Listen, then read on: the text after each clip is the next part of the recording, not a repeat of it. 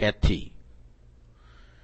1984 میں میں نے میری لینڈ کے محکمہ تعلیم کو خیر باد کہہ کر اسلامک اسکول سیئٹل میں بطور پرنسپل کام کرنا شروع کیا۔ سیئٹل امریکہ کے مغربی ساحل پر واشنگٹن ریاست میں واقع ہے۔ اس اسلامک اسکول میں کیتھی نامی ایک خاتون پرنسپل کی سیکرٹری کے طور پر کام کر رہی تھی اور اس شہر کے اسلامی حلقہ میں خوب سرگرمی سے کام کر رہی تھی۔ کیتھی اسلام سے کیسے متعارف ہوئی اور پھر اس نے اسلام کیسے قبول کیا، یہ ایک عجیب و غریب کہانی ہے۔ اس نے اپنا قصہ مجھ سے یوں بیان کیا۔ میں ابھی پرائمری اسکول کی ہی طالبہ تھی۔ ایک دن اپنی والدہ کے ہمراہ اپنے شہر کی پبلک لائبریری میں گئی۔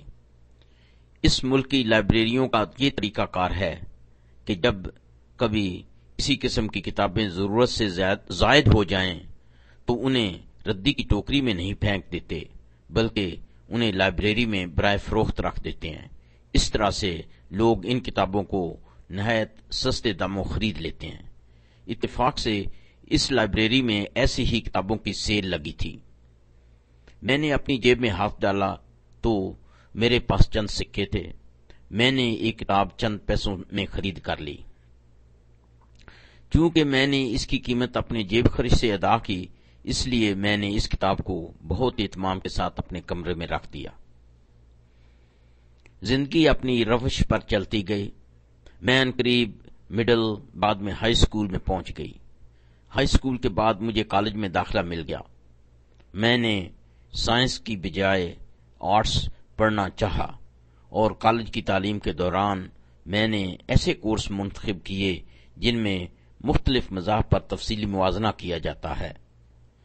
میرے پروفیسر صاحبان نے خاص کر دنیا کے بڑے بڑے مذاہب عیسائیت، یہودیت اور اسلام کے بارے میں بڑے تفصیلی لیکچر دیے۔ ان پروفیسر صاحبان میں سے کوئی بھی مسلمان نہ تھا۔ میں نے یہ سب کورس آسانی سے پاس کر لیے، یہاں تک کہ میں کالج گریجویٹ بن گئی۔ اس کے بعد میں نے کام کی تلاش شروع کی۔ ملک کے اس حصہ میں ایک عورت زاد آرٹس گریجویٹ کو کام ملنا بہت دشوار ہے۔ کئی مہینوں کی تھکا دینے والی کوشش کے بعد ہمت ہار کر چپ چاپ گھر بیٹھ گئی۔ اس بیزاری کو دور کرنے کے لیے گھر کی مختلف اشیاء کو قدرے غور سے دیکھنے لگی۔ اتفاقاً میری نظر اس کتاب پر پڑی جو کہ میں نے پرائمری اسکول کے دوران خریدی تھی۔ یہ انسانی کمزوری ہے کہ جس چیز کی قیمت وہ خود ادا کرے اسے وہ زیادہ مرغوب ہوتی ہے۔ میں نے اس کتاب کی طرف ہاتھ بڑھایا تو وہ مٹی سے اٹی ہوئی تھی۔ میں نے مٹی کو صاف کیا اور پھر اس کتاب کو لے کر اپنے کمرے میں بیٹھ گئی اور اسے پڑھنا چاہا۔ چند سطور پڑھی تو پتہ چلا کہ یہ نہ صرف ایک مذہبی کتاب ہے بلکہ نہایت دلچسپ بھی ہے۔ میں دن بدن اس کے مطالعہ میں مگن رہی۔ یہ کتاب اسلام کے بارے میں تھی۔ مجھے تعجب ہوا کہ اس کتاب میں بیان کردہ اسلام اس اسلام سے بالکل مختلف تھا جو مجھے یونیورسٹی میں پڑھایا گیا تھا۔ میں نے سوچا کہ کیا میرے پروفیسر جھوٹ بول رہے تھے اور اسلام کا غلط نقشہ پیش کر رہے تھے؟ اس کتاب کی تعلیم میرے دل میں گھر کرنے لگی اور اس کے مطالعہ سے مجھے سکون اور اطمینان ملنے لگا۔ دراصل یہ کوئی عام کتاب نہیں بلکہ قرآن پاک کا انگریزی ترجمہ تھا۔ بالآخر میں نے اپنے دل میں یہ فیصلہ کر لیا کہ اگر یہی صحیح اسلام ہے تو میں بھی مسلمان بنوں گی۔